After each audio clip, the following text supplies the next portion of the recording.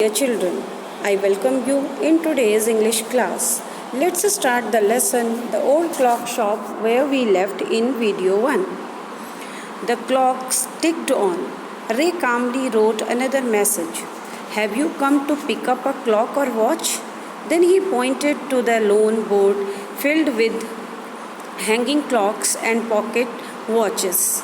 He was not a pawnbroker, but at the same time couldn't say no to the needy people who placed their old watches or clocks before him for anything they could get. See, now the shopkeeper, Mr. Ray, wrote another note. As you are already aware, he was deaf and dumb, so he was interacting with his customers while writing on the notepad. And he said, if you can give your watch or clock to mortgage, so he would be ready to give him some loan. Though he was not a pawnbroker, he made it clear, but he told that he was always ready to help the needy, those who wanted some money. So he was ready, that he was keeping their things, clock or watch, and he was giving them money just to complete their task. They would be there when the owners wanted them back at the same price he had paid with no interest. And a very interesting thing he said, because he had already mentioned he was not a pawnbroker, he said that whenever the owner wanted their things back, he was ready to give them, this word is very important, no interest. He was not taking any interest from them, but he was returning their money, returning their clock or watches to the people when they are giving back their money. Then the older man seemed to feel a little easier, took out his hand from his pocket and quickly looked at the watch on his wrist. How much will you give me for this? The man wrote. Now the man, who was looking like 50 years old, he became little easier. It seems that a very hard time was going on him, and himself he was not willing to do this sort of robbery or thievery. So he gave his watch to him and he asked him how much he could give for that. Ray noticed a little shame in the grey, and he wrote everything.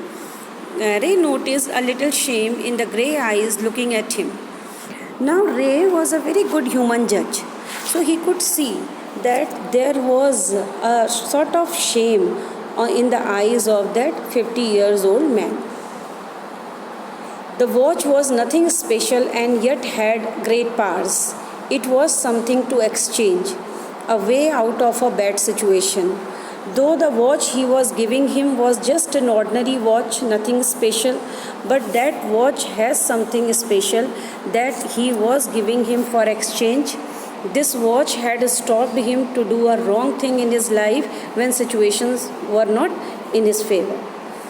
Knowing that great need had brought the man to his shop in the first place, Ray asked, how much do you need for it?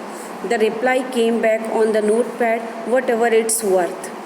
Now, Ray again asked the question that what amount he wanted in return of that watch.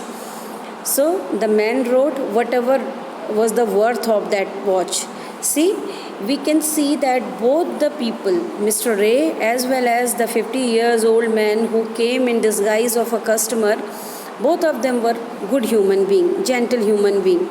And the gentleness of their behavior was coming up into this line. Ray reached into his cash box, pulled out a $50 note and passed it into the man's hand. As they shook hands, Ray looked into the man's eyes. They seemed to say, thank you. Now, when Ray handed over $50 note to him, so he could see into his eyes, he was saying thank you.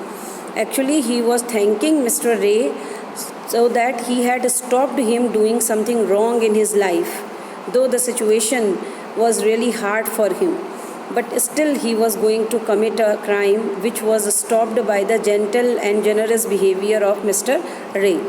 They both knew that watch was not worth that much, Before turning to leave, the man wrote, "I will be back to pick it up as soon as I can. Merry Christmas." Both of them knew that the worth of that watch was not $50. Actually, Ray wanted to help the man, and the man wrote on the notepad that I would be coming back to return this to you, or to take back my watch and returning your money. And he wrote Merry Christmas as well. So dear children, you can see that little human concern and generous attitude can change the entire scene. Thank you everyone.